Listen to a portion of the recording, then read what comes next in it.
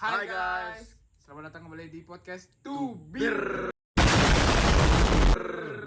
Bersama saya Andika dan rekan saya Dagna. Di sini kita kedatangan tamu-tamu spesial dari anak-anak Smasta.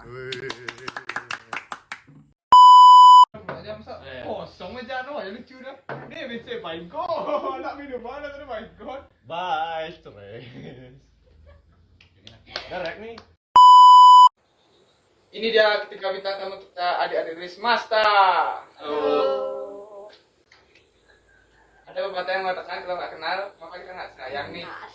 Jadi boleh dong perkenalkan diri dulu. Halo, nama aku Dedi. Halo, nama aku Eka. Halo, nama aku Dinda.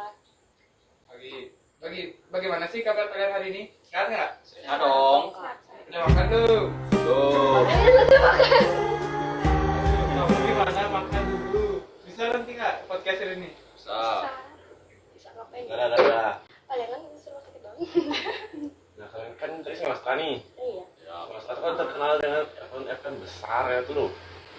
Saya tahu. Terus coba dong sebutin event apa aja yang baru aja digelar sama Semesta nih. Oh iya nih Kak, ada nih event yang baru banget digelar kemarin. Itu tuh Smasta Futsal Competition. Soalnya. Ya ngomongin soal kompetisi futsal itu, katanya kagak dengar-dengar ada kejadian menarik ya? Kejadian yang kurang mengenakan gitu. Apa itu benar? emangnya ada kejadian apa? Benar. Jadi pokoknya ada kejadian murid dari sekolah lain itu kecelakaan kan. Terus katanya itu bakal kekerasan dulu muridnya. Murid dari sekolah lain. Nah itu lah masalah yang itu dah. Ada yang tahu nggak kronologinya Yuna? Kronologi jelasnya. Lebih jelasnya, aku dapet dari temenku nih kan. Aku sempat tanya ke dia, ini POV-nya dari si B, anggap dulu si B. Nah pertama dia tuh kayak aman aja gitu kan, berdua si A sama si B ini di semesta. Oh bertiga. Berdua. Oh berdua ya. Sorry. Jadi mereka berdua si A sama si B ini pertama aman-aman aja baris gitu kan. Nah habis itu ada katanya OSIS, kelas OSIS dari semesta yang cukup pesertanya. Terus satpamnya kan udah mulai keliling-keliling tuh nyariin muridnya. Sedangkan si B sama si A ini mencar kan ngumpetnya. Nah si B ini kayak sempet ditanyain tuh karena dia pakai masker, dia tuh nggak ditauin kan, ditanyain kak dapat lihat orang ini nggak atau dapat lihat anak dari sekolah lain nggak? Dia bilang enggak kan, dia aman tuh, tapi dia pindah-pindah gitu buat jaga-jaga. Dia sempat ganti masker sama ganti celana juga buat nyamar berkamuflase di semesta. Nah sebenarnya aman-aman aja sih, tapi begitu dia dengar kalau temannya dia si A ini ketangkep dan emang satpam yang melakukan kekerasan ke si A ini, kan dia beranggapan kayak berlebihan gitu, jadi dia nyerah gitu. Nah pas kayak si A ini dari POV-nya dia emang bener katanya dia tuh kayak diancam secara verbal juga, sama kerangka tarik dan dipukul sama satpamnya. Maaf ya kalau salah, tapi si A bilang gitu. Nah gitu sih intinya, pokoknya terjadi kekerasan gitu. Terus setelah aku tanya lagi, katanya itu sama sekali nggak ada koordinasi ke BK ataupun sekolahnya dia. Oke itu kronologinya menurut kalian siapa yang salah? Kalau menurutku sih ya, yang salah itu satpamnya, karena si satpam itu kan dia pakai kekerasan, kayak dibilang singkat tadi itu mukul. Kalau misalnya kayak ancaman itu sih wajar aja, karena si murid yang dari sekolah lain itu yang salah. Kalau menurutku keduanya tetap salah sih. Pertama, siapa sih anak semesta yang ngebocorin jadwal futsal competition secara itu kegiatan semester sekolah? Berarti kan yang di sekolah doang tuh harusnya yang boleh. Jadi siapa yang melanggar peraturan dan nyebarin itu ke sekolah lain sampai anak dari sekolah lain ada masuk semesta?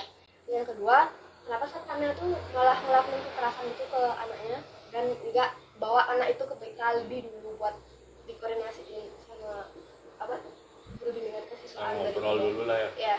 Iya sih, pikir-pikir benar juga. Oh, berarti itu jadinya termasuk ke dalam dinamika pelanggaran hukum dong? Masuk apa juga pendapat mereka. Tapi kenapa sih kalian bisa bilang kasus itu sebagai dinamika pelanggaran hukum? Dia bisa jelasin nggak? Nah, kan kayak yang kita tahu, pelanggaran hukum itu kan ketidakpatuhan terhadap hukum yang sudah dibuat gitu kan. Nah, contohnya itu sama kayak yang dibilang Cinta tadi, ada anak dari sekolah lain masuk ke semesta. Nah, anaknya itu kan udah melanggar peraturan dari semesta nih. Kalau yang buat satpam dia udah melakukan kekerasan nih sama anaknya nih, jadi dia tuh kayak ngelakuin pelanggaran HAM gitu ke anaknya, kayak gitu kalau menurut aku. Iya, soal kalian soal.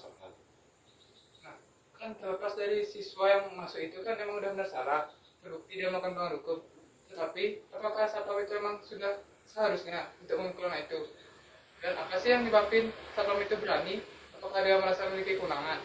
Dan di sana masih ada guru BK kan yang harusnya bisa gini siswanya. Gimana sih menurut kalian itu?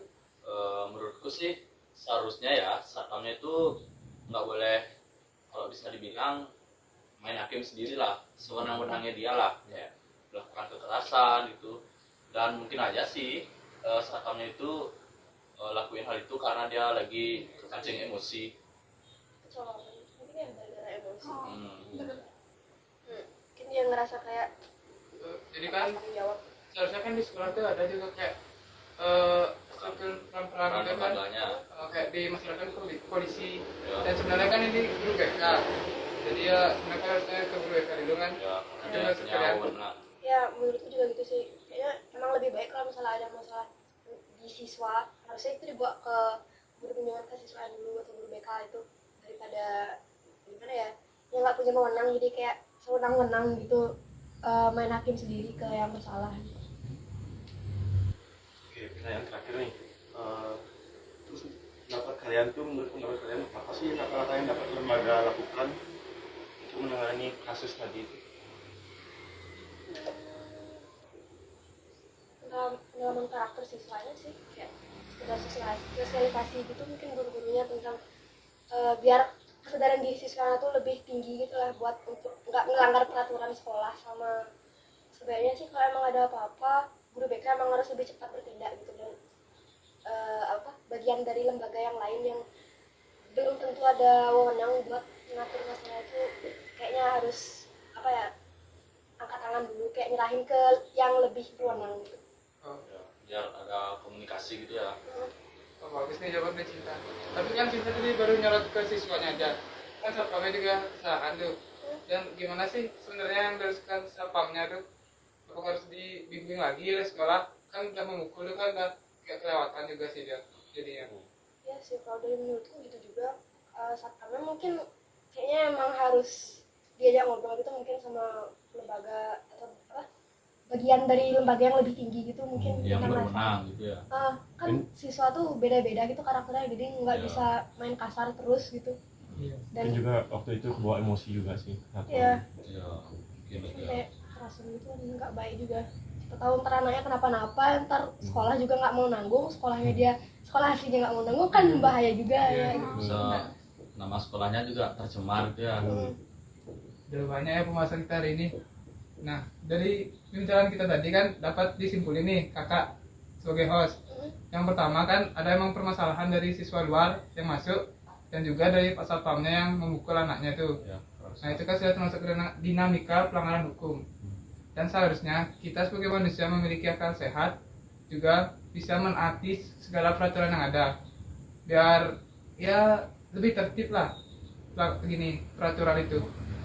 Dan juga biar kita sebagai manusia tuh punya akal sehat kan dan lebih bijak lah, biar nggak kayak Pak Satpam tuh masa main emosi dipukul anaknya kan lucu. Iya sih. Inside jokes kawan-kawan. Ya, sekian dari saya sebagai host dan rekan saya. Jadi Saya ucapkan terima kasih kepada adik-adik semester Ya, dan ya. terima kasih Bapak. Ya, boleh dong saya hai ke kamera dulu. Dadah. Saya tuh dadah. Oh ya, jadi Dadah. say goodbye. Udah. Aja.